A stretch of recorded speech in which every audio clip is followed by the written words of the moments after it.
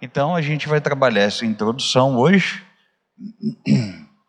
e vai trabalhar a partir da nossa confissão no credo apostólico. Então, nosso estudo hoje, eu vou começar introduzindo, falando um pouquinho do credo, falando do elemento, né, da confissão do Espírito no credo, e aí a gente parte para falar de maneira mais introdutória sobre o Espírito Santo, e aí finalmente o restante do estudo com os detalhes vai ser dado a partir da próxima quinta com o pastor. Mas porque hoje o estudo será introdutório, não significa, né, que ele não terá igual valor e que a gente não possa tirar dúvidas. Muito pelo contrário. A ideia aqui é que a gente tire o máximo possível de dúvidas, que a gente aproveite o máximo o estudo de hoje, porque vai ser a partir desse estudo, é ele que vai servir como base para que vocês continuem estudando com o pastor Maxwell, a partir da próxima quinta, sobre o Espírito Santo. Como vocês sabem, por eu ser o diretor do seminário, eu nem sempre acompanho os estudos, porque eu estou lá no terceiro andar, na parte administrativa, eu estou dando aula. Tudo bem? Então vamos orar? Ó Deus, em nome de Jesus, nós te damos graças pela tua bondade, pela tua misericórdia. Oramos a ti nesse momento, não apenas agradecendo pela tua presença, mas pedindo que, segundo a tua benevolência, a tua graça, o Senhor abra nossa mente, abra nosso coração e nos ajude a ter uma percepção real, ó Deus, da pessoa do Espírito, quem é o Espírito e a sua importância na nossa vida e a sua importância na obra de criação, na obra da redenção e na obra da consolação, em nome de Cristo Jesus. Muito obrigado, meu Deus, pela vida dos irmãos que estão aqui presentes. Abençoe-os, ó Deus, abençoe aqueles que ainda hão de chegar, abençoe aqueles que vão acompanhar o estudo pela internet e aqueles que porventura não puderem estar por alguma razão, que o Senhor cuide deles e conceda-lhes a oportunidade de estarem presentes na próxima quinta, permitindo o Senhor, em nome de Cristo Jesus. Amém, meu Deus. Bom, pessoal, então muito bem. Para a gente poder falar sobre o Espírito, a gente vai falar a partir do credo apostólico.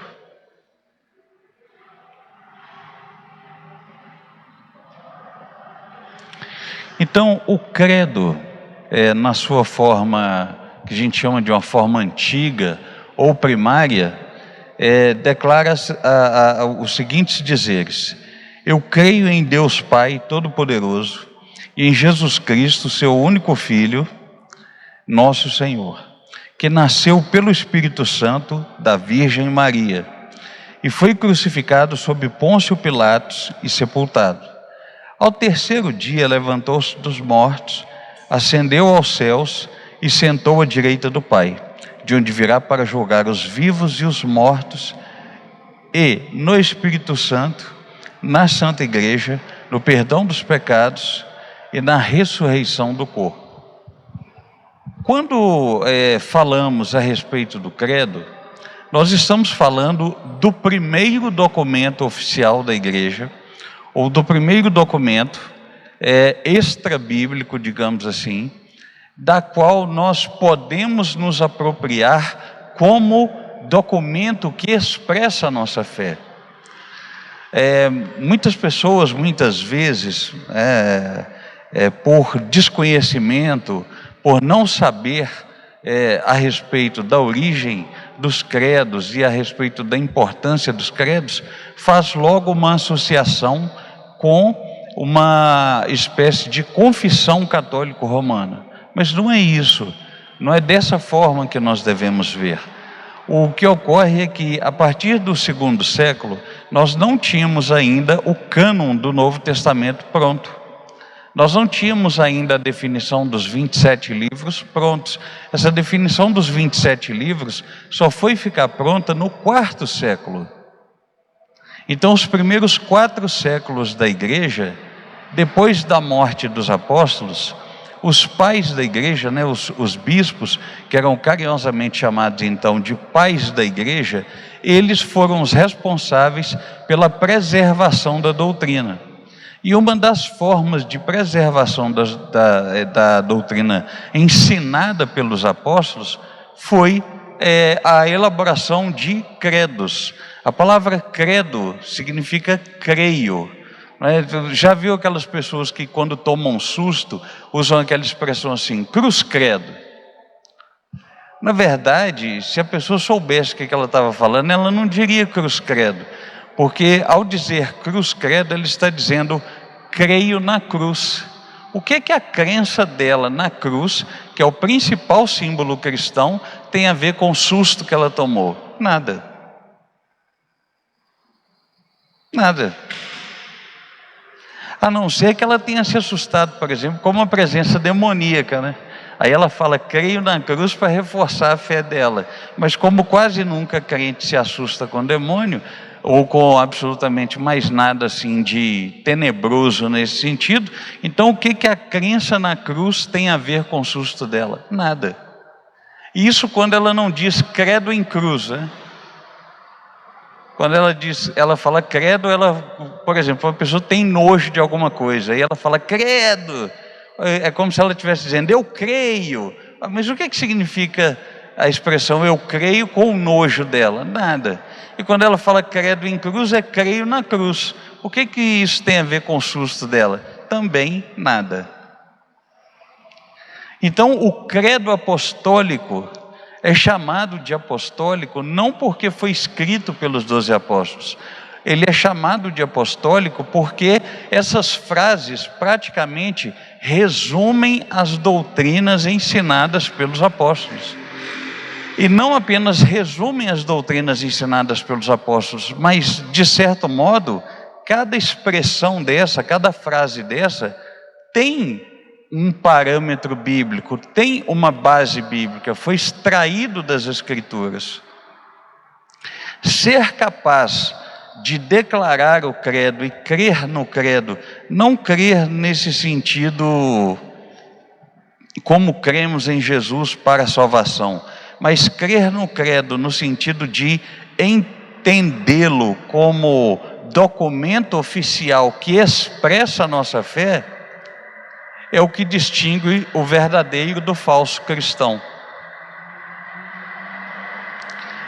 Reparem, então quando ele começa dizendo, creio em Deus, Pai Todo-Poderoso, onde você encontra uma expressão bíblica, por exemplo, de que Deus tem todo o poder? Por exemplo, em Gênesis capítulo 1, no princípio criou Deus os céus e a terra.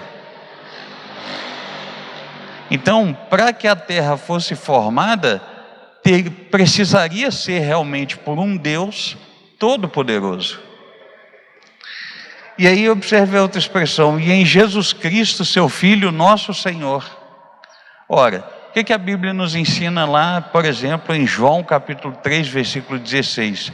Porque Deus, no caso o Pai, amou o mundo de tal maneira que deu seu único Filho, isto é, o unigênito, para que todo aquele que nele crê tenha a vida eterna. Ou seja, quando o Filho é enviado, só tem uma condição de um ser humano obter vida eterna: crendo nesse Filho. Então olha o que diz o credo: creio em Jesus Cristo, o único Filho, o unigênito, nosso Senhor. Estão vendo como é que você vincula as expressões do credo com a Bíblia? Então o credo é esse documento, o credo dos apóstolos. Claro, né, se tiver uma oportunidade, de repente a gente pode estudar o credo niceno, o credo de Atanásio, a declaração de Calcedônia, todos documentos muito importantes que refletem a nossa fé. A própria Confissão de Fé de 1689 de Londres, que é a confissão de fé batista, que a Igreja Batista em Cristo adota como documento oficial de fé para a organização do seu sistema eclesiástico, para a organização do seu sistema doutrinário de crenças. É importante que a gente conheça todos esses documentos. E não é diferente, como eu disse, no caso do credo apostólico. E aí, lá, diante de um aprofundamento do estudo do credo, a gente pode notar que o credo ele é praticamente dividido em 3 partes. A parte que fala da criação de todas as coisas, a parte que fala da nossa salvação e a parte que fala da nossa santificação. Então a primeira parte que fala da criação de todas as coisas é expressa na seguinte frase: creio em Deus Pai Todo-Poderoso, Criador do céu e da terra. Então essa primeira expressão, ela aponta para a nossa crença de que todas as coisas, ao invés de elas serem produto de evolução, elas foram criadas. A segunda parte aponta então para a nossa salvação. Quando eu digo que eu creio em Jesus Cristo, seu Filho unigênito, ou seu único Filho, nosso Senhor, o qual foi concebido pelo Espírito Santo, nasceu da Virgem Maria. Quando falamos nasceu da Virgem, nós não admitimos que Maria permaneceu virgem até os seus últimos dias. Não é isso que a gente quer dizer. O que a gente quer dizer é que, de fato, quando Jesus foi concebido, isto é, quando o Espírito gerou Cristo no ventre de Maria, ela ainda não havia se casado com José. Então, realmente, ela era virgem. Pela lógica da época, ela era virgem. Por isso que o credo confessa essa virgindade. Confessar essa virgindade não significa que ela permaneceu virgem até a sua velhice, até seus últimos dias. E sim que no momento que Cristo foi concebido no útero dela, ela ainda era virgem. Ok? Por isso dizemos, nasceu da Virgem Maria, padeceu sob o poder de Pôncio Pilatos.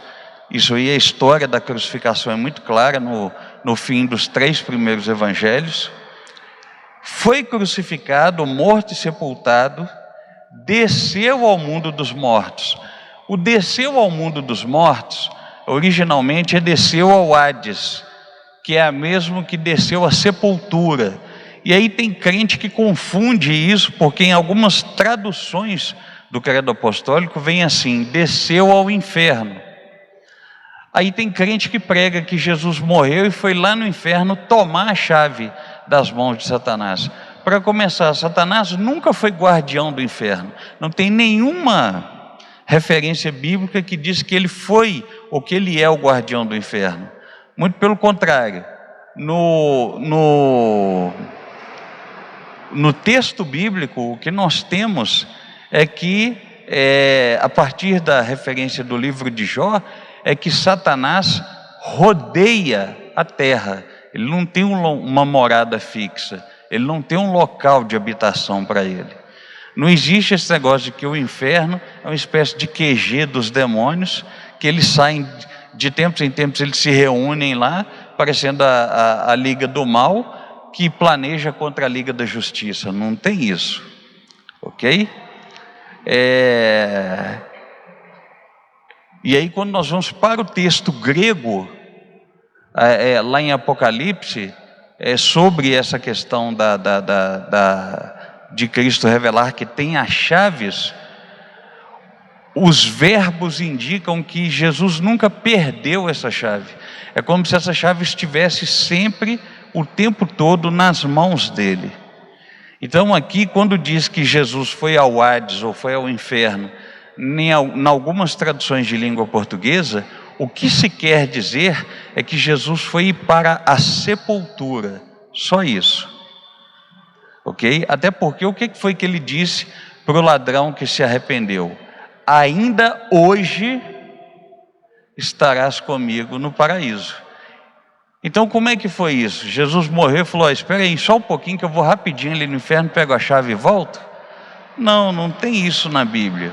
O que Jesus faz então é ir direto para o paraíso, com um ladrão arrependido. Não precisou dele ir para o inferno, pegar chave nenhuma, porque ele sempre teve essas chaves, ok? Então vamos desconstruir essa mística popular, essa crença popular de que Jesus tenha ido para o inferno. Ele não foi. O que é traduzido por inferno nada mais é do que a sepultura, a morada dos mortos. Então essa parte de salvação diz isso: foi crucificado, morto e sepultado, desceu ao mundo dos mortos, ressuscitou ao terceiro dia, subiu ao céu e está sentado à direita de Deus Pai Todo-Poderoso, de onde virá para julgar os vivos e os mortos. Então essa expressão mais ampla, que dá mais destaque à pessoa e à obra de Jesus, vai falar então, é o trecho no Credo Apostólico que fala da nossa salvação. E finalmente vem o trecho que fala da nossa santificação, que é: creio no Espírito Santo, creio na Santa Igreja. A versão original fala Santa Igreja Católica, mas quando diz católico, não é católico romano, é porque a palavra católico ou catolicidade significa universalidade. Então é universal, que também não é do reino de Deus, para ninguém confundir. É universal no sentido de todas as denominações cristãs. Então eu creio na igreja que se manifesta em todas as denominações cristãs, que está presente em todas as denominações cristãs. Então nós não estamos falando aqui agora da organização, nós não estamos falando do nome da placa, nós estamos falando do organismo vivo, o grupo de pessoas que está espalhado por todas as denominações em todo o mundo, compõe essa Santa Igreja universal, católica, que aqui para nós é traduzida como: creio na Santa Igreja cristã, creio na comunhão dos santos, na remissão dos pecados, na ressurreição do corpo e na vida eterna. Amém. Então pode notar que os principais elementos de fé estão presentes no Credo Apostólico. E um desses elementos presentes é o início, dessa expressão de santificação, que é: creio no Espírito Santo. Até aqui está tudo bem, essa questão do Credo Apostólico? Então, para a gente falar agora sobre o Espírito, percebam, a nossa ponte aí vai ser essa definição.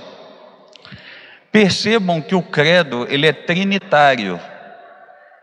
Ele apresenta Deus como sendo três pessoas em uma: o Pai Todo-Poderoso, o Filho unigênito e o Espírito Santo.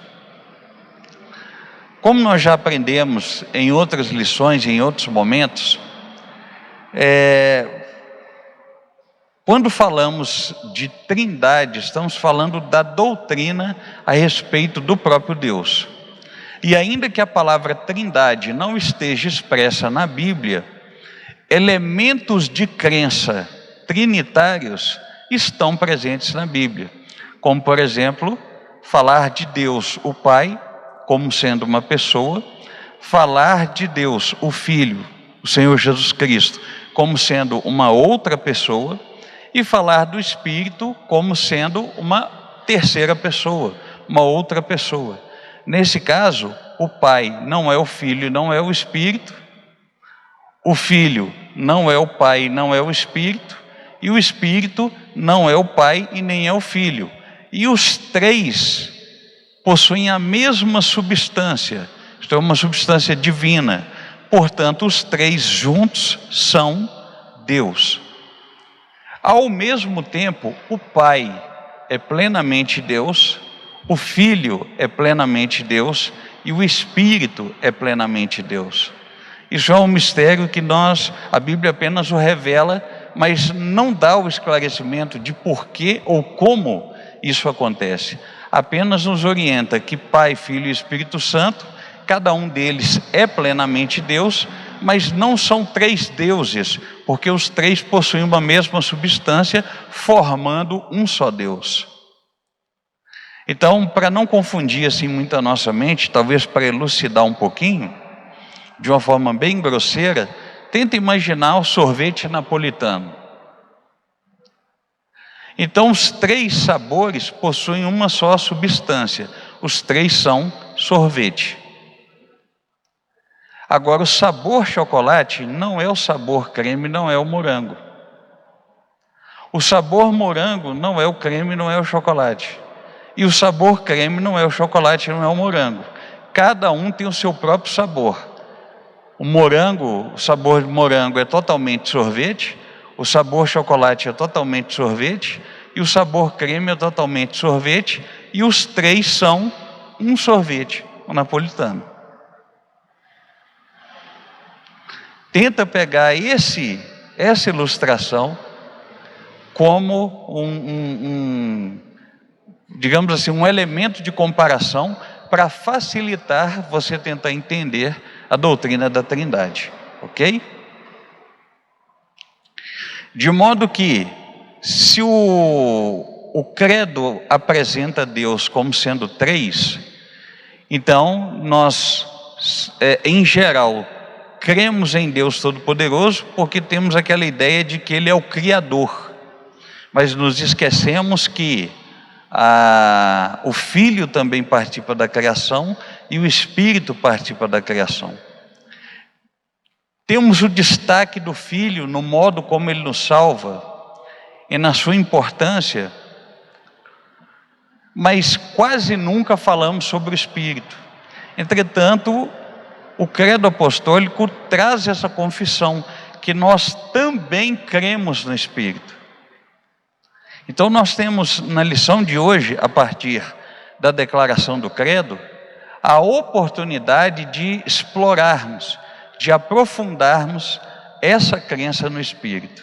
Então não vou falar sobre o Pai, não vou falar sobre o Filho, porque em geral, em pregações, em estudos bíblicos, nós estamos muito mais acostumados a falar da crença no Pai e da crença no Filho.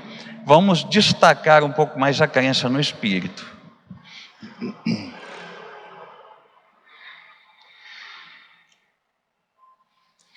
Em geral, tem muita gente que faz muita confusão com o Espírito Santo. Eu me lembro uma vez que eu estava dando aula de teologia e um aluno me disse assim: professor, eu creio em Deus o Pai como uma pessoa e creio em Jesus como uma pessoa, mas eu entendo que o Espírito é uma força. E aí eu tive que explicar para ele que não, que o Espírito não é uma força, que o Espírito também é uma pessoa. Mas como nós estamos tão acostumados, principalmente no contexto da igreja brasileira, com experiências de êxtase, experiências místicas, supostos milagres, e atribuímos isso ao Espírito, então temos a tendência de enxergar o Espírito como se ele fosse quase que uma espécie de superpoder mesmo do crente. Só que no lugar da gente falar Shazam, a gente fala Espírito Santo, e aí entra em êxtase, e aí fala em línguas estranhas, e aí ora pela cura do outro, e aí a gente presencia uma série de manifestações que muitos vão acreditar ser proveniente do Espírito, e muitos vão acreditar que não, que é falso, que é emocionalismo e tal. Eu não estou aqui para discutir essa questão, mas eu estou aqui para colocar que, diante da falta de um conhecimento bíblico sobre quem é o Espírito, o papel do Espírito fica relegado a isso. É como se ele fosse alguém que só serve para fazer o crente entrar em êxtase e falar em línguas e produzir essas manifestações. Ele não serve para mais nada. E isso não é verdade. Então, para começar, Nós temos, já na própria Bíblia, no Antigo Testamento, ensinos sobre o Espírito Santo. Para começar, o seu próprio nome. Em hebraico, a gente diz Ruach HaKodesh. Ruach é uma expressão que significa sopro. E esse HaKodesh, esse Kodesh, é uma derivação de um substantivo chamado Kadosh, que significa santificação, ou santo. E esse Ra é como se fosse um artigo, o ou a, um artigo definido. Então a tradução mais literal seria sopro o santo. Ruach HaKodesh, sopro o santo, que é traduzido por Espírito Santo. Ok? Por quê? Porque no Antigo Testamento, como a revelação não estava completa, as pessoas não tinham um entendimento de que o Espírito era uma pessoa. Eles achavam que o Espírito era uma espécie de sopro de Deus. Deus, por exemplo, assoprava e esse sopro, esse fôlego ia, por exemplo, sobre um profeta, capacitando esse profeta a falar em nome de Deus. Então eles entendiam que o Espírito era como se fosse uma espécie de sopro de Deus, uma espécie de poder de Deus. Só no Novo Testamento, quando Jesus promete o Consolador, é que eles vão entender que nunca foi um sopro, e sim uma pessoa. É a partir do Novo Testamento que o Espírito é entendido como uma pessoa, que possui então os mesmos atributos que o Pai e os mesmos atributos que o Filho. E aí, historicamente, só bem depois, coisa de uns 2, 3 séculos mais tarde, depois da morte dos apóstolos, é que nós temos uma definição nos documentos da igreja mais completa sobre quem é o Espírito Santo, porque os pais da igreja começaram, evidentemente, a estudar para entender melhor quem era essa terceira pessoa, que eles sabiam que estava com eles, que estava presente, que mantinha a igreja, que havia sido prometido pelo próprio Jesus, que permaneceria no meio do povo de Deus, mas que as pessoas ainda, os cristãos ainda não entendiam bem quem era, por causa da sua invisibilidade, por causa da sua incomunicabilidade. Por exemplo, as pessoas viam Jesus no primeiro século como vocês estão me vendo. Jesus estava encarnado. Mas quando ele dizia, olha, eu vou enviar o Espírito é um ser invisível. Então como é que eu ouço o Espírito? Como é que eu posso ter certeza de que é o Espírito? Então, pouco a pouco, as pessoas foram gastando aí alguns séculos, mas finalmente definiram.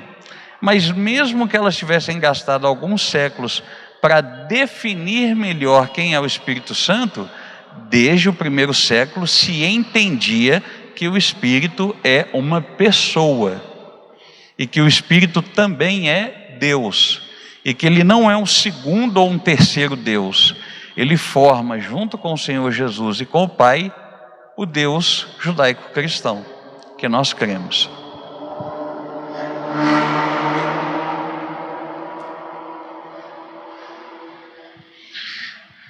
E aí, a partir então do próprio estudo do Novo Testamento, a igreja conseguiu definir alguns atributos que são próprios do Espírito. Então é como se fosse assim: você tem o Pai, o Filho e o Espírito. Os três são um só, os três são Deus. Mas no que nós chamamos de economia da Trindade, que seria o papel de cada um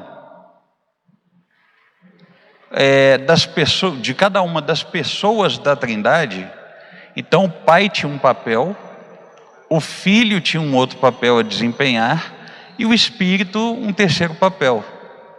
E para isso, então, tudo bem que todos os atributos que o Pai tem, o Filho também tem e o Espírito tem. Todas as qualidades e características que o Pai tem, o Filho tem e o Espírito também tem. Mas existem algumas, digamos assim, atributos ou qualidades que elas são próprias do Pai. Existem alguns atributos ou qualidades que são próprias do Filho. E existem alguns atributos ou qualidades que são próprias do Espírito. Por exemplo, não tem possibilidade de haver uma espécie de troca de função. O Pai sempre foi o Pai, continua sendo e será eternamente o Pai. Não tem possibilidade dele trocar de lugar com o Filho. Agora eu estou enjoado, eu vou virar o Filho, você vira o Pai, e aí Jesus vira o Pai. Isso nunca vai acontecer. Eternamente, Jesus sempre foi o Filho, continua sendo o Filho e será o Filho.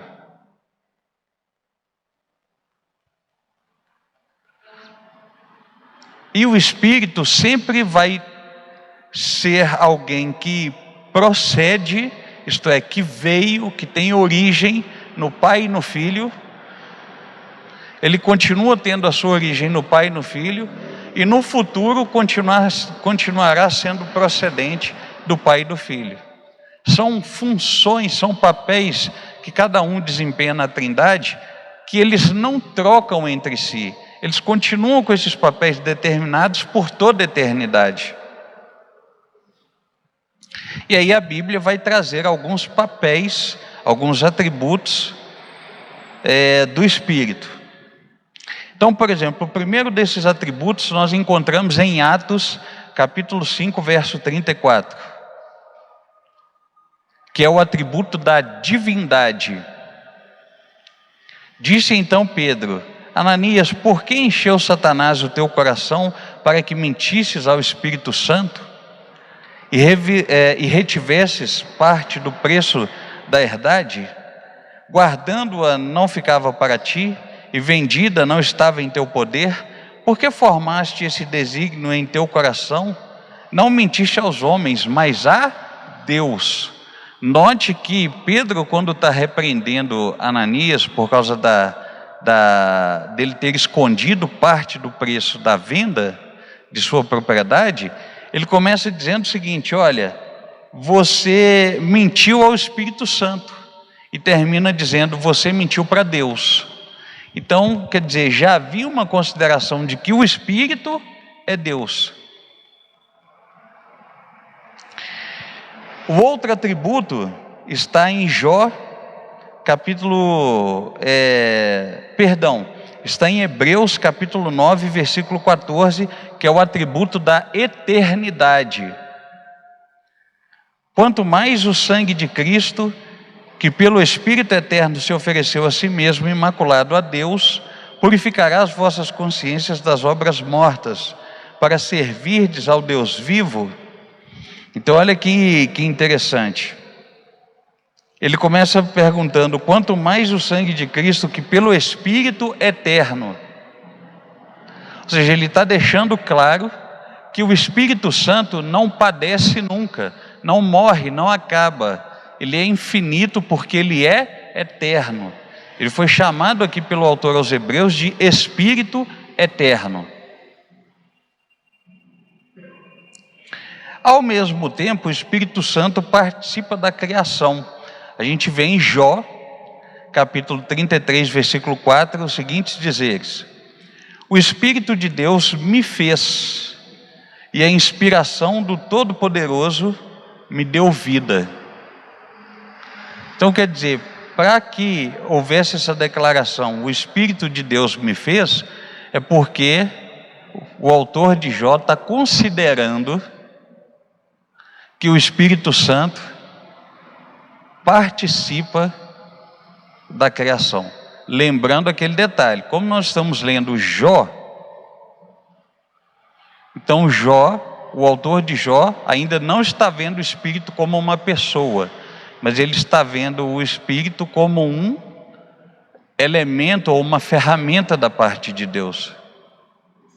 Mas ainda assim, mesmo que ele veja isso como um atributo, como uma ferramenta, uma capacidade da parte de Deus, só de ele declarar o Espírito de Deus me fez, podemos usar isso como argumento para dizer que o Espírito Santo participa sim da criação. Afinal de contas, de acordo com o texto bíblico, o Espírito pairava sobre as águas.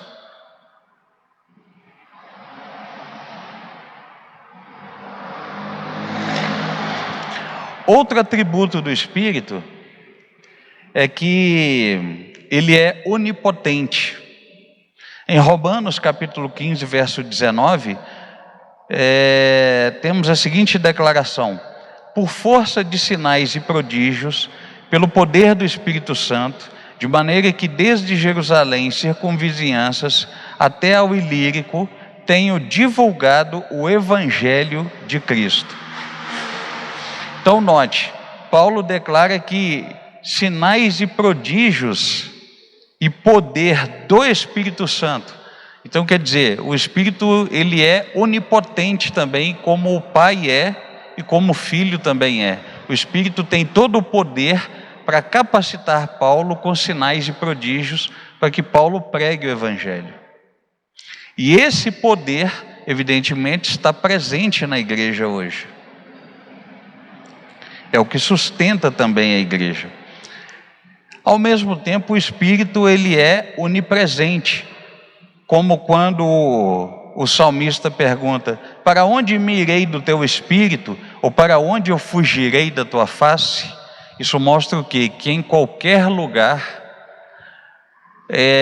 Deus está, consequentemente o Espírito também. É o Salmo 139, eu não li tudo, é do verso 7 até o 10. E Deus também é onisciente, como em Isaías capítulo 40, versículo 13 e 14. Quem guiou o Espírito do Senhor? Ou como o seu conselheiro o ensinou? Com quem tomou ele conselho que lhe desse entendimento e lhe ensinasse o caminho do juízo, e lhe ensinasse conhecimento e lhe mostrasse o caminho do entendimento? Então, o autor aqui está questionando, né? Claro, num gesto de adoração, evidentemente, quando ele pergunta quem guiou o Espírito do Senhor, isto é, quem porventura teria essa competência de ser conselheiro do Senhor, ser conselheiro do teu Espírito.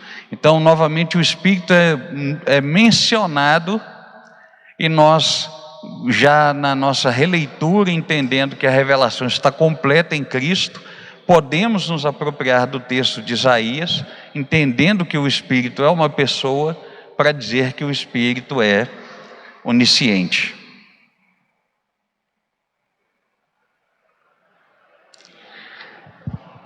E aí, talvez a principal obra do Espírito, que as pessoas hoje tendem a descartar pela falta de estudar sobre o Espírito, é que o Espírito ele testifica sobre Jesus.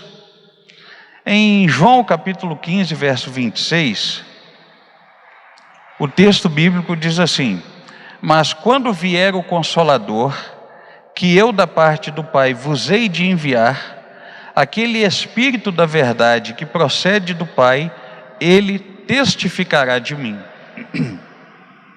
Vamos nos apropriar aqui um pouquinho desse versículo. João capítulo 15, versículo 16. Ora, nós sabemos que no Antigo Testamento o Espírito não pairava e permanecia sobre reis e profetas e sacerdotes. Inclusive aquela condição de unção que era feita, né, aquele derramamento de óleo sobre o sacerdote, sobre o rei, o óleo era apenas um símbolo, cujo objetivo era mostrar que a presença do Espírito passaria a visitar aquele rei e visitar aquele sacerdote. Por quê? Porque o rei era o representante epifânico de Deus, da epifania de Deus, isto é, ele era o representante dos interesses governamentais e políticos do próprio Deus. Todas as nações do Antigo Testamento declaravam que os reis pagãos, eles se diziam: não, eu sou o Deus da minha cidade, ou eu sou o Deus da minha nação. Em Israel, isso jamais seria permitido, porque isso seria idolatria. Então, quem era o rei em Israel? Ao contrário do que os reis pagãos se autodeclaravam como divindades do seu povo, o rei israelita dizia: eu sou um representante da verdadeira divindade. Então isso mostra que a gente pode falar de política sim, porque não é pecado, porque Deus tem interesses políticos sim para as nações. Mas tudo bem, esse não é exatamente o foco do nosso estudo, mas é uma deixa aí para a gente refletir. Uma vez então que esse rei, ele precisava então ser orientado pelo próprio Deus, então é claro que o rei acreditava, cria junto com todo o povo, que de tempos em tempos, se ele buscasse Deus, o Espírito de Deus, isto é, esse sopro de Deus, iria até ele para poder orientá-lo, como por exemplo as vezes que Salomão orou e Deus falou com ele em sonhos. A mesma coisa o sacerdote era o responsável por conduzir o povo para Deus, e conduzir inclusive o próprio rei para Deus. Como ele era esse responsável então essa unção com óleo, esse derramamento do óleo significava que ele era alguém que estava, a partir de agora, pela graça de Deus e por vontade de Deus, apto a receber a visitação da presença do Espírito, que também poderia falar audivelmente, como várias vezes Deus falava com os profetas, como quando Deus chamou Samuel, não é? Samuel, e aí ele ia até Eli, e aí por fim Eli começou a perceber: bom, se não sou eu que estou chamando ele acha que sou eu, provavelmente é Deus quem está chamando. E aí da próxima vez que você ouvir o chamado, você diz: fala, Senhor, que o teu servo ouve. Então quer dizer, Deus falava audivelmente, a pessoa escutava a voz de Deus, escutava Deus falando. Escutava então a voz do Espírito chamando. Agora, como que essa voz, não me pergunte, porque nem a Bíblia define isso. Mas o sacerdote ouvia, ou então ele tinha sonhos, ele tinha visões, alguma coisa acontecia que Deus se manifestava ali, o Espírito de Deus se manifestava e falava ao sacerdote, e o sacerdote fazia então conforme Deus o orientava, e mais evidentemente o acesso que ele tinha às cópias dos livros da lei de Moisés. Então, já no Novo Testamento, quando Jesus diz assim: olha, eu vou rogar ao Pai para que ele envie o outro Consolador, Jesus não colocou uma condição de que ele viria nos visitar. Jesus coloca o seguinte: olha, sou eu que estou com vocês aqui o tempo todo. Note que eu nunca saio daqui da presença de vocês, mas eu vou ter que sair, eu vou ter que voltar para o Pai.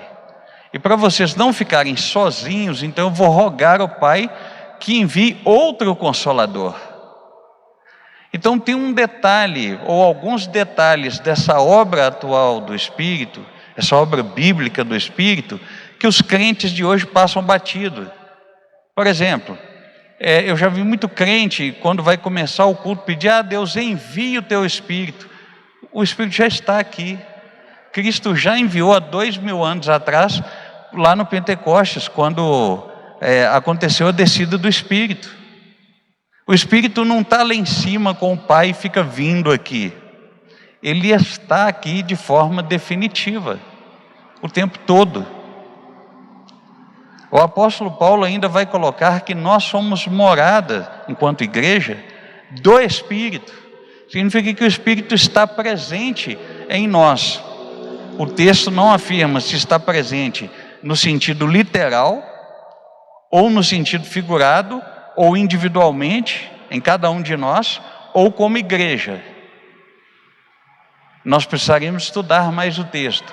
Mas é fato que o Espírito, ele não vai embora. Ele está presente. Um outro equívoco gravíssimo que os cristãos de hoje cometem é achar que quando eles pecam, o Espírito saiu deles. Naquela interpretação errônea do Salmo 51, quando o salmista diz: olha, dá-me novamente a alegria do teu coração e renova em mim, ou dá-me novamente do teu Espírito. Note que o salmista não vê o Espírito como pessoa. Todo mundo que está no Antigo Testamento vê como uma espécie de manifestação do poder de Deus ou da presença de Deus. É por isso que eles entendem que o Espírito vai, e de fato o Espírito não permanecia, o Espírito saía. O Espírito só vinha para visitar sacerdotes e reis. Ora, se o Espírito não vinha e não ficava de forma definitiva, do Novo Testamento em diante, o Espírito passou a ficar a partir da promessa de Jesus. Então não precisa de ter medo achando que cada vez que você peca, o Espírito sai, porque isso não é verdade.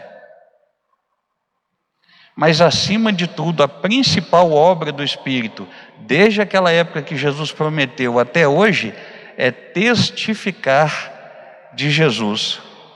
Todas as vezes que você evangeliza alguém, que você prega para alguém, quando essa pessoa crê em Jesus como Deus e crê na obra redentora da cruz, quem o está fazendo crer, quem está gerando fé no coração dessa pessoa, para que ela creia, para que ela confesse Cristo, obrigado, querido, é o Espírito Santo, não é você, não é sua pregação.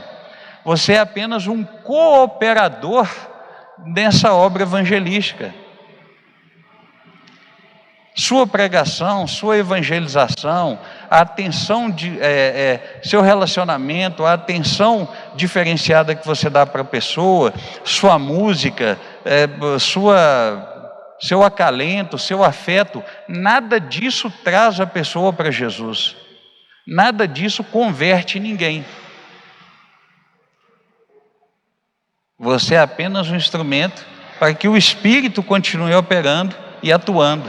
Então a principal operação do Espírito hoje não é levar pessoas ao êxtase, não é levar pessoas ao sapateado, não é levar pessoas a falar em línguas. A principal operação do Espírito é continuar testificando sobre o Senhor Jesus. Então quem salva as pessoas hoje, agora que Jesus não está mais presente entre nós? O Espírito Santo. Esse é o seu principal papel: salvar pessoas, resgatar essas pessoas das garras do pecado a partir da obra do Senhor Jesus.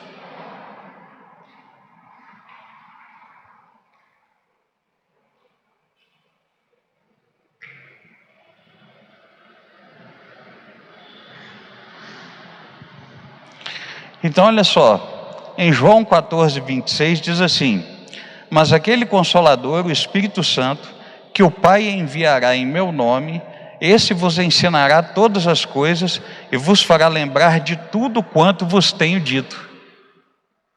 Viu que legal? Então, quando diz aqui que esse Consolador, o Espírito, se vamos evangelizar alguém, se somos enviados numa missão, para dentro da cidade, para fora da cidade, para fora do estado, para fora do país, numa evangelização informal, no nosso trabalho, com o nosso vizinho, com o nosso parente, todas as vezes que temos essa oportunidade, é porque estamos sendo enviados pelo Espírito. E toda a capacidade que temos de lembrar o que precisamos falar para a salvação daquela pessoa, ensinar sobre o pecado, sobre a criação, sobre a queda, sobre a redenção, sobre ela se ver como pecador, sobre ela se arrepender de seu pecado, sobre ela se render aos pés do Senhor Jesus, sobre ela reconhecê-lo como Deus e como Salvador de sua vida, cada palavra pronunciada nossa, cada lembrança que temos do que precisamos falar, é dado pelo Espírito Santo. Toda capacitação que temos é dado pelo Espírito. Por que vocês acham que antes de começar o estudo bíblico a gente ora pedindo a Deus que nos abençoe?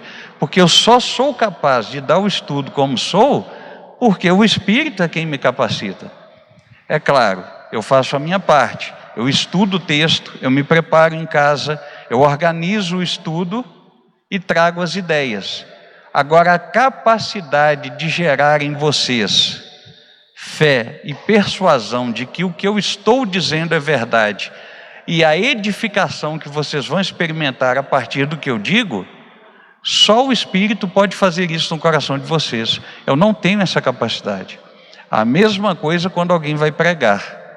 Quando alguém abre a Bíblia e prega, todo o ensinamento moral, todo o ensinamento existencial, toda mudança de caráter que acontece dentro de você, toda reflexão que você faz, no momento que você está ouvindo a pregação, não é porque o pregador é persuasivo, não é porque o pregador tem poder, é o Espírito atuando através das palavras dele, usando as palavras do pregador como instrumento de santificação na sua vida.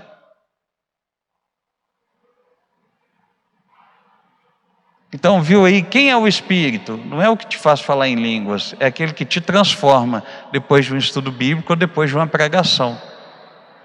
Quem é o Espírito? É aquele que te capacita a evangelizar outras pessoas. Quem é o Espírito? É aquele que salva as pessoas quando você está pregando para elas. Esse é o seu papel. Mas como é um papel, digamos assim, invisível, a gente tende a dar pouca importância para o Espírito.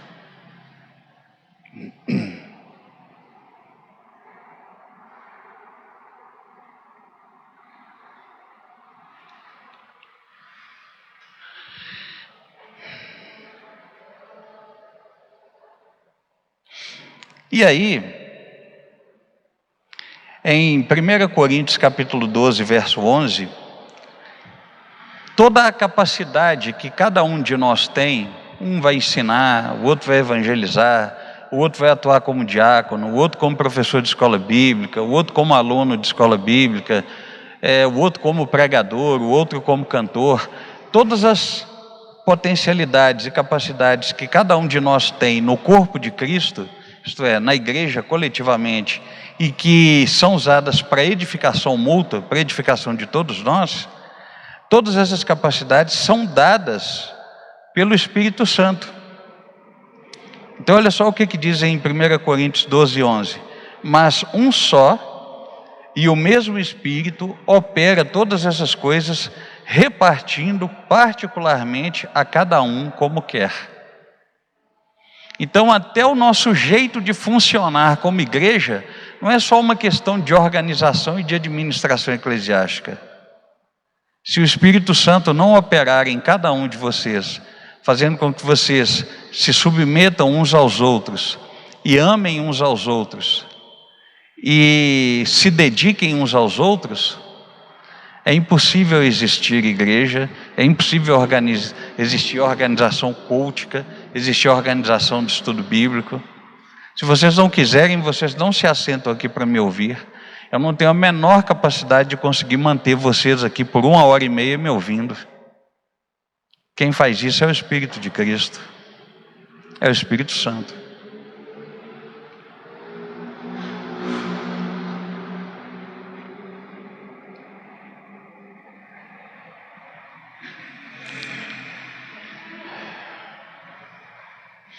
Bom, então, o que o Espírito Santo, além disso, o que ele faz? O Espírito não somente esteve presente como Criador na criação, mas ele também preserva a beleza, a verdade, a bondade e a integridade do que foi criado, que é aquilo que nós falamos no estudo bíblico passado, né? Se eu ficar olhando para a realidade apenas de uma perspectiva pessimista, enfatizando o que o diabo e os demônios fazem, então realmente eu tenderei a parar de ver beleza naquilo que Deus criou. Agora, quando eu tenho uma capacidade de perceber a estética, perceber a beleza, perceber que ainda há verdade, perceber que ainda há bondade na realidade criada, quem preserva tudo isso como um apontamento para a glória de Deus, como um espelho que reflete a glória de Deus, é o próprio Espírito Santo. É o próprio Espírito.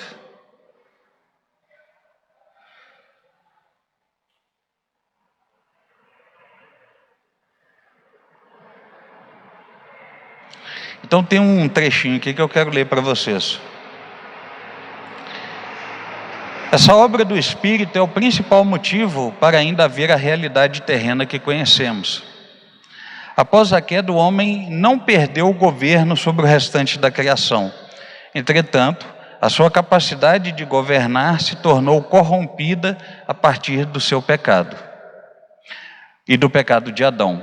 Porém, mesmo diante da queda, o Espírito Santo preserva a criação, onde o homem e Satanás são submissos à permissividade de Deus na atuação do que foi criado. Em outras palavras, o mundo não foi destruído, porque o que mantém esse mundo ainda preservado até a volta de Cristo é o Espírito Santo. Então olha que curiosidade, e às vezes a nossa mente, sem querer, torna tudo tão banal, né? Tão medíocre, tão pequeno. Quem que é o Espírito? Eu acho que ele é uma força. Para que ele serve? Para eu falar em línguas, para eu me sentir um arrepio, para eu dizer que Deus está comigo. Então eu preciso sentir esse arrepio, preciso sentir essa presença para dizer que Deus está comigo, para eu ter certeza de que o culto foi bom. Gente, o Espírito Santo é muito maior do que isso. Além dele ser Deus e ele ser aquele que nos testifica sobre Jesus e ser aquele que continua salvando os eleitos, salvando a igreja, salvando aqueles que hão de participar da eternidade com Deus, ele é o preservador desse mundo. A gente tem a tendência de falar assim, esse mundo jaz o maligno, isso aqui tudo é uma desgraça, tomara que Jesus volta logo e joga fogo nisso aqui e tal. Não, nem o próprio Deus vê assim. Deus vê beleza naquilo que Ele criou. Deus não vê beleza no pecado, mas no que Ele criou, é claro que Ele vê beleza. E o Espírito preserva essa beleza como um presente para nós. Aqui é a nossa casa. Eu vejo muita gente aí parecendo extraterrestre, né? Nós não somos desse mundo. Ou então você veio de onde? De Marte ou de Vênus? Ou de Plutão, que não é nem planeta mais? É claro que você é daqui. É óbvio que você é desse mundo. É evidente que você é desse planeta.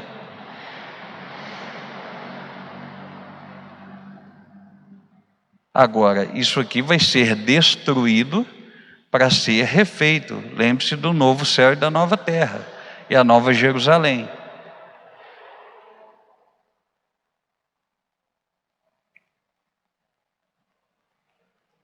Então a gente precisa começar a ter um olhar mais bíblico, mais teológico, né? Aproveitar mais a teologia da criação e olhar com mais prazer e olhar com mais sabedoria para a criação e perceber que as belezas que existem na criação apontam para a beleza de Deus. O erro estaria se eu olhasse para a criação e fizesse de alguma criatura um ídolo particular. Se eu olhasse para a beleza de alguma criatura e fizesse dela um ídolo particular. Mas o nosso desapego não é o desapego ao planeta. O desapego tem que ser ao pecado, às formas sociais pecaminosas, às atitudes pecaminosas individuais ou coletivas que que as pessoas cometem, a forma pecaminosa de pensar. Nosso desapego precisa estar nisso e não na criação. A criação foi feita por Deus e quem a preserva é o Espírito. Então, olha o quanto nós muitas vezes cremos equivocadamente.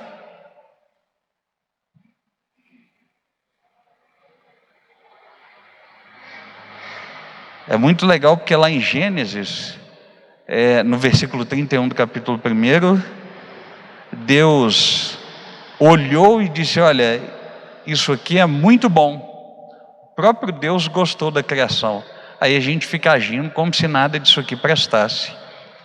Segue a lógica comigo. Se você nasce num ambiente que não presta, e você tem que rejeitar isso aqui uma vida inteira, qual que é o sentido de Deus te fazer nascer num lugar desse?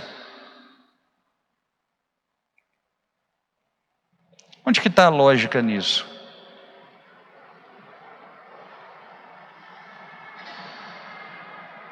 Como é possível, claro, a gente ama por fé, mas seguindo essa lógica destrutiva e perniciosa, como é possível você amar mais um lugar que você nunca viu e nem sabe como é que é, do que um lugar que Deus criou e que tudo o que existe em você coopera para a sua relação com esse lugar?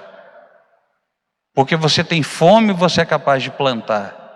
Porque você tem sono, você é capaz de deitar no chão.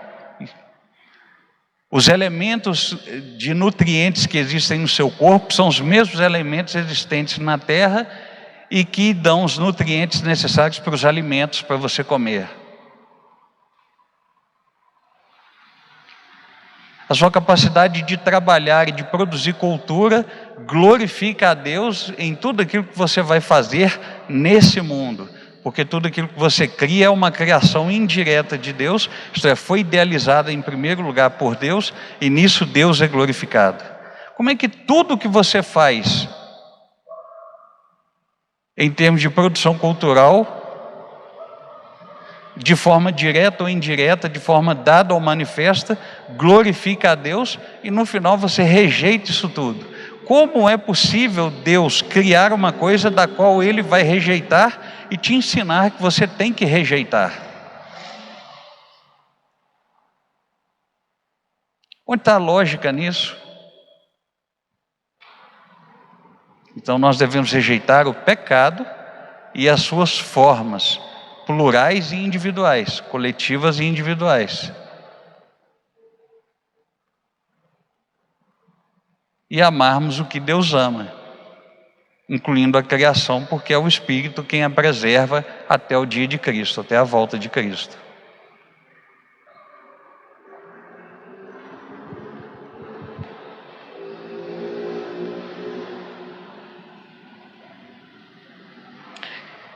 E aí, para a gente finalizar, nós vamos falar do papel do Espírito na redenção e o papel do Espírito Santo hoje na igreja. O papel do Espírito na redenção. O Espírito Santo é essencial para a nossa profissão de fé, ou a nossa confissão. Sem ele, jamais seríamos convencidos do nosso pecado, nem ao menos reconheceríamos o sacrifício de Cristo. Só podemos nos arrepender, invocar o Pai, reconhecer o Messias e mudar a nossa conduta através da atuação do Espírito de Deus. Então, até hoje, vamos lá, eu preguei para você, por exemplo.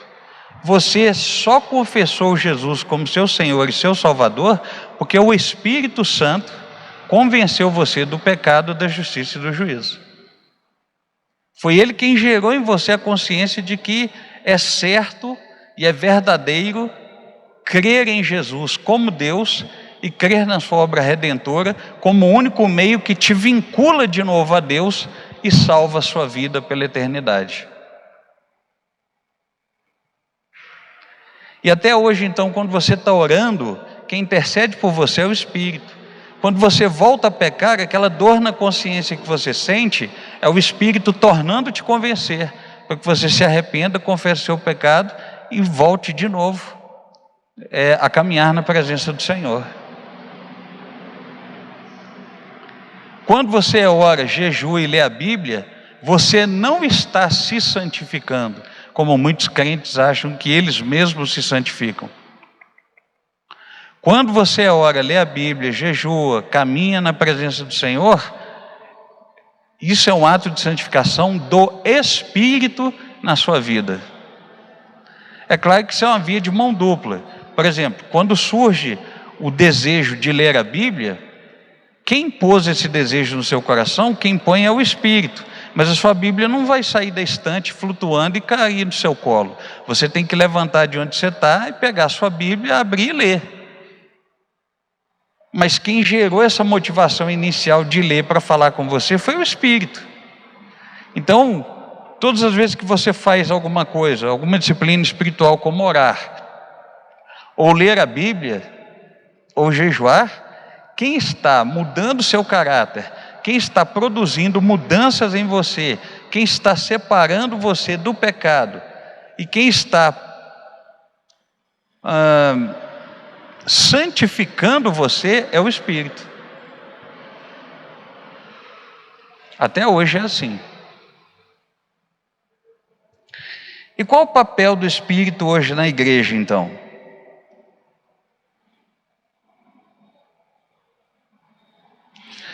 Após a descida do Espírito, em Atos capítulo 2, a igreja começou historicamente. Então, a partir do Espírito, os eleitos realizam a obra de Deus, levando a palavra e vivendo uma vida de obediência diante de Deus.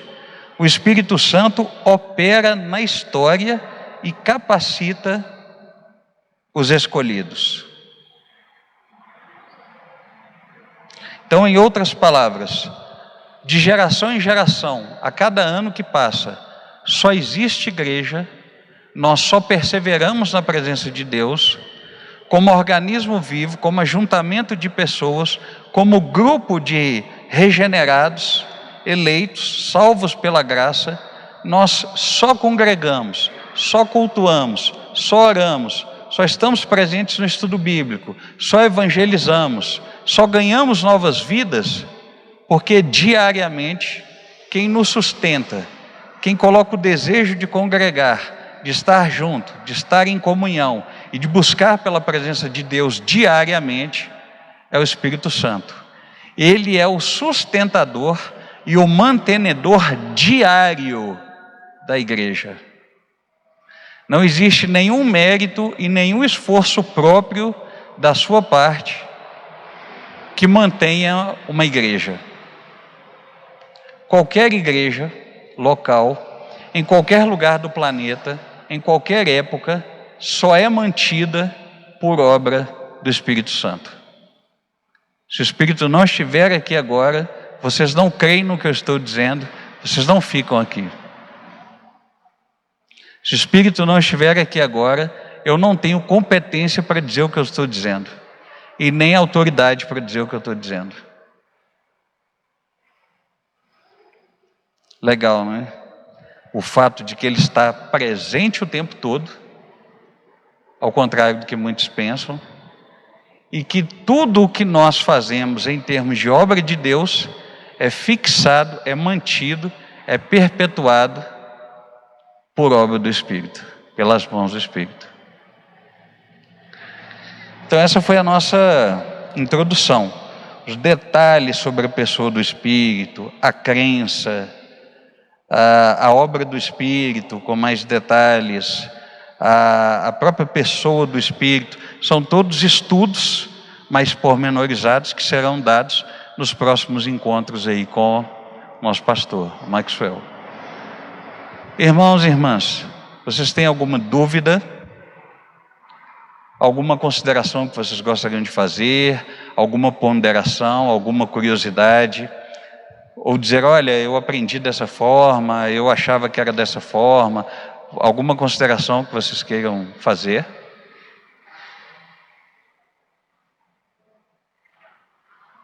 Bom, então eu, por fé,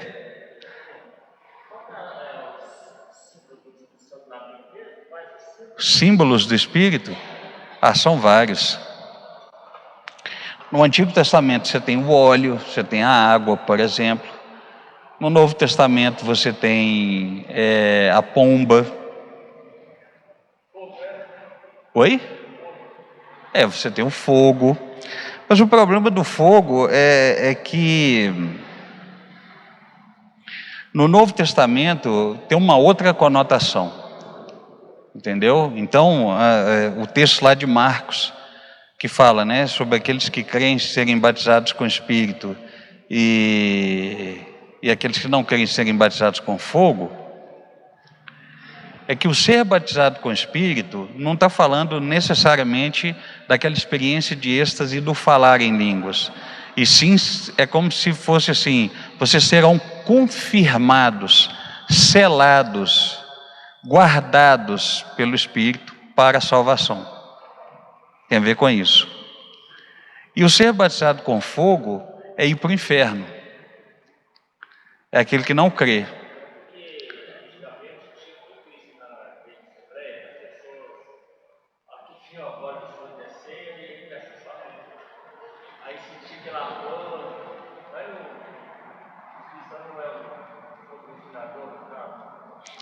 Aí mais lá na frente a gente vai ter um outro exemplo de fogo, que é quando o apóstolo Paulo fala sobre sobre a sua obra ser provada. Se ela se queimar rapidamente, como o feno ou a palha é queimada pelo fogo, então novamente tem-se a ideia agora desse fogo, não mais como fogo do inferno, mas como um fogo de tribulação. Isso é uma experiência difícil que a pessoa passa. Se ela perseverar na presença de Deus, é como o ouro que vai ser purificado pelo fogo ali, para que ele reluza ainda mais. Mas se pegar fogo como a palha, significa que aquela pessoa não perseverou na presença de Deus na primeira dificuldade que ela teve. Ok? Então, assim, não dá para padronizar e falar assim: o Espírito fala de fogo e tal, e todas as vezes que a gente lê sobre fogo na Bíblia, é uma operação do Espírito benéfica. Não, você vê que nos dois casos que eu te dei, foram situações difíceis. Uma é uma atuação, é uma experiência que a pessoa vai ter, em que ela pode não perseverar ou pode perseverar, e aí isso não teria a ver, por exemplo, com o evangelista. O evangelista não perde a salvação por causa disso. Ele evangelizou alguém, a pessoa não perseverou, a culpa não foi do evangelista. Ou ele evangelizou alguém, a pessoa perseverou, o mérito também não foi do evangelista. Já o outro texto vai dizer que ou eu sou confirmado pelo Espírito para a salvação, ou eu vou para o inferno. Entendeu? Então é meio complicado a gente querer definir o fogo.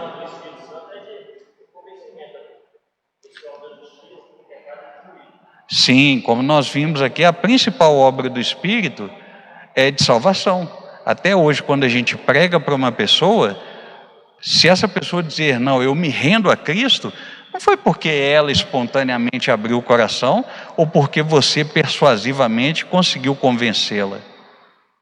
Não, muito pelo contrário, foi porque o Espírito atuou na vida dela, gerando uma transformação na vida dela.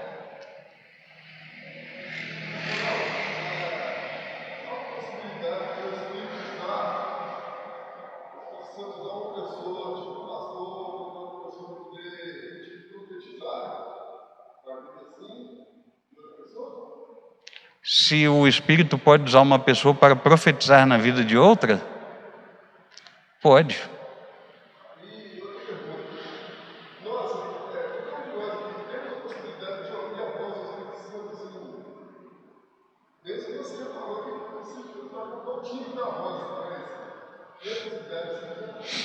Eu penso que sim, porque, claro, a gente não sai por aí ouvindo vozes, senão, né, isso pode ser um sinal de esquizofrenia. Mas em geral, eu acredito que sim. É claro, a Bíblia continua sendo palavra de Deus. Então, o principal meio de Deus falar com você vai ser a Bíblia. Tem até um meme na internet, né, que o pessoal tem lá um bonequinho desenhando, fala, Deus, fala comigo. Aí uma mão sai do meio das nuvens e entrega ele uma Bíblia. Por quê? Porque a Bíblia continua sendo a principal forma de Deus falar.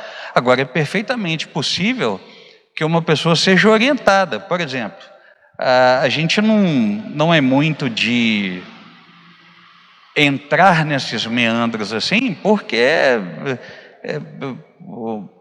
isso talvez poderia partir para o campo da experiência pessoal, e o problema do campo da experiência pessoal é que você não pode fazer da sua experiência uma doutrina. Então pode padronizar e dizer que o mesmo jeito que acontece com você vai acontecer com todo mundo. Você pode perguntar, por exemplo, para quem prega. Quem prega, por exemplo, que ele vai buscar de Deus uma palavra, uma orientação, é possível que ele tenha uma experiência de Deus falar com ele. Dá um tema, oração, e aí ele vai buscar um texto. Ou Deus traz à memória dele um texto ali que ele estudou e tal, e que vai falar sobre a oração e que ele vai pregar. Então são formas, digamos assim, de ouvir Deus falando, muito entre aspas, né? Fora aqueles que alegam ouvir de fato uma voz falando, mas não tem como a gente padronizar isso entendeu? É bastante pessoal, mas acima de tudo e principalmente, o modo do Espírito falar com você diariamente é pela leitura das Escrituras. É quando você vai para o texto bíblico e se coloca como aquele que precisa da orientação espiritual e moral daquele texto. Aí o Espírito começa a te trazer à memória as áreas que em você precisam ser trabalhadas. Quando isso começa a vir à memória, já é o Espírito falando. Necessariamente não precisa de você ouvir uma voz, ok?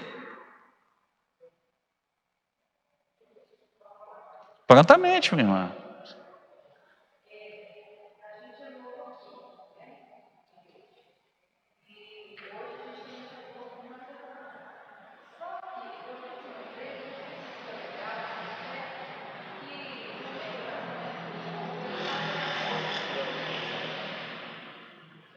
Desculpa, Luiz.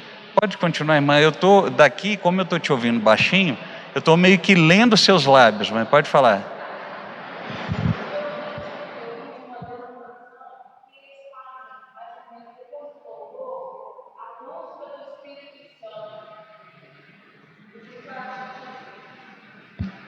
Ué.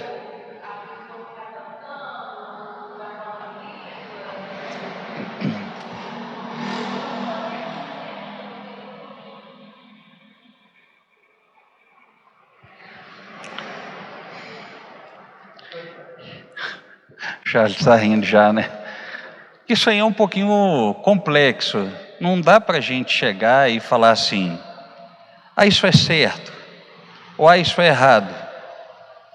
Nós temos o que a Bíblia ensina como princípio regulador do culto. E o princípio regulador do culto é uma doutrina bíblica, tá? Temos todas as referências bíblicas que mostram como Deus quer ser cultuado. Então, o que está presente lá? Está presente orações, cânticos, a exposição das Escrituras, a exposição dos sacramentos, que no caso seriam as ordenanças, o batismo e a ceia. O que passar disso não é culto, ou é um elemento estranho ao culto. Ok? Então, por exemplo, durante essa busca do Espírito, talvez nós teríamos que nos perguntar qual a motivação dessa busca. Essa busca faz parte do culto? Porque na busca certamente teremos orações, certamente pediremos ao Espírito que se manifeste. A questão toda é por quê? Para quê? Se o ápice, se o clímax, se o auge, se o pico, se o mais importante no culto é a exposição das Sagradas Escrituras. Porque é como se o culto fosse dividido em dois momentos. O momento do louvor, que é o momento que a palavra louvor significa elogio. Então, durante o período que os grupos musicais estão cantando, eu devo me apropriar do momento de cântico para transformar o cântico em elogio e em adoração. E ao mesmo tempo expressar elogios e adoração da minha própria boca, com o meu coração, a Deus. Eu também posso apresentar algumas petições, alguma coisa nesse sentido, mas fundamentalmente apresentar elogios e adoração. Palavras de elogio e de adoração. Enquanto isso, vem depois a segunda parte. Na segunda parte, vamos pressupor que o Espírito Santo vai falar com cada um de nós através da pregação. Então, o Espírito começou já falando com o pregador em casa, por aquela palavra. Aí tem o segundo momento, que é o momento que ele usa o pregador para a exposição das Escrituras.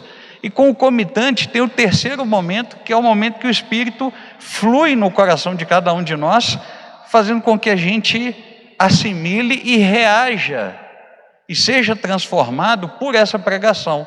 Então o auge é quando Deus fala conosco através da pregação.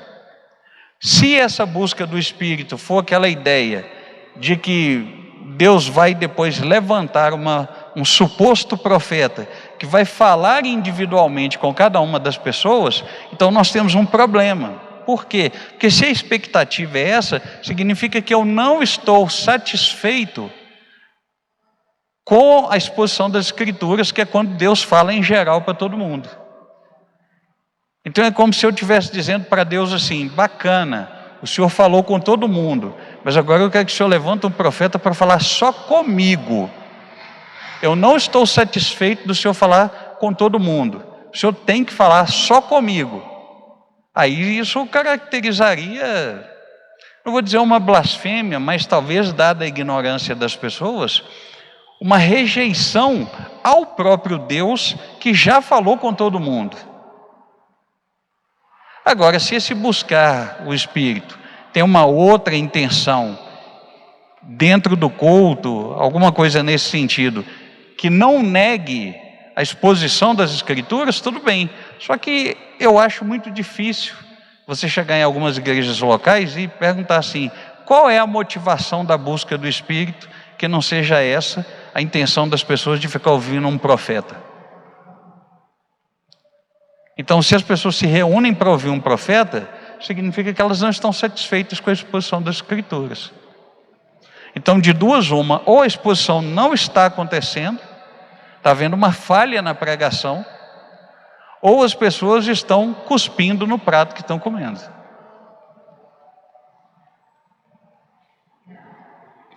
Ainda alguma dúvida?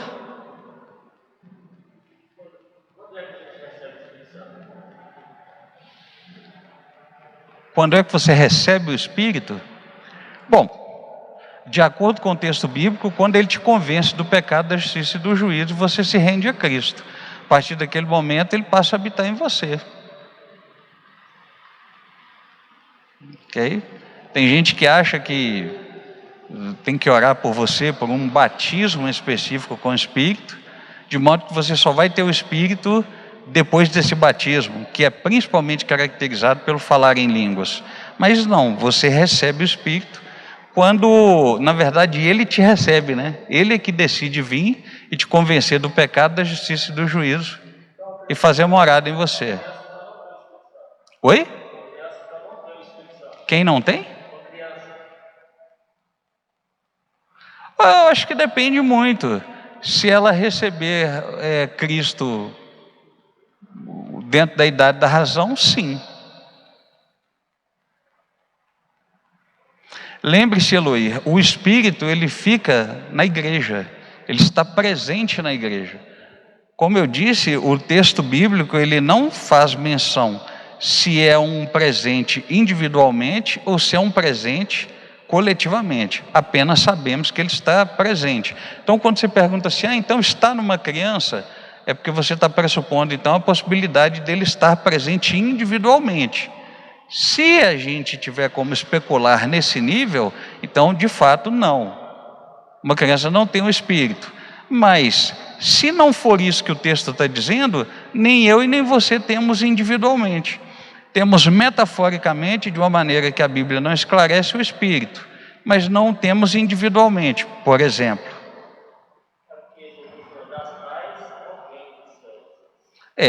dizer que das tais é o reino, não significa que o Espírito esteja nelas.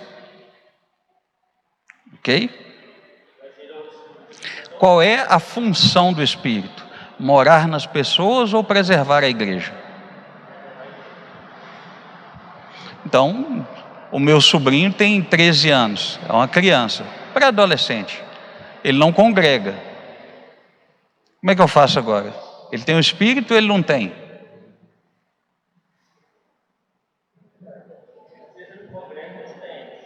Quantos anos tem sua menina? 18. Pressupondo que ela fosse novinha, tivesse 2, 3 anos de idade. Eu posso chamar a sua filha de igreja? Então ela teria o Espírito com 2, 3 anos? Isso pressupondo a possibilidade do Espírito estar em cada um de nós individualmente. Então, em que momento ela passou a ter o Espírito?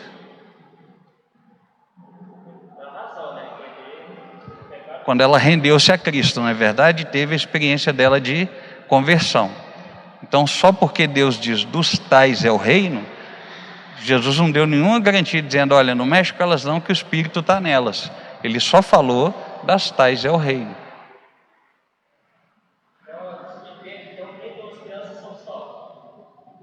Não é que subentende-se que nem todas as crianças estão salvas. Subentende-se que nenhuma criança tem o Espírito. Se olhar sob a sua ótica de que o Espírito está individualmente em cada um de nós. Eu sei que foi adâmica a sua pergunta, vamos conversar depois sobre isso. Na verdade, capetística, né, Charles? Última pergunta, irmãos, para a gente encerrar o estudo.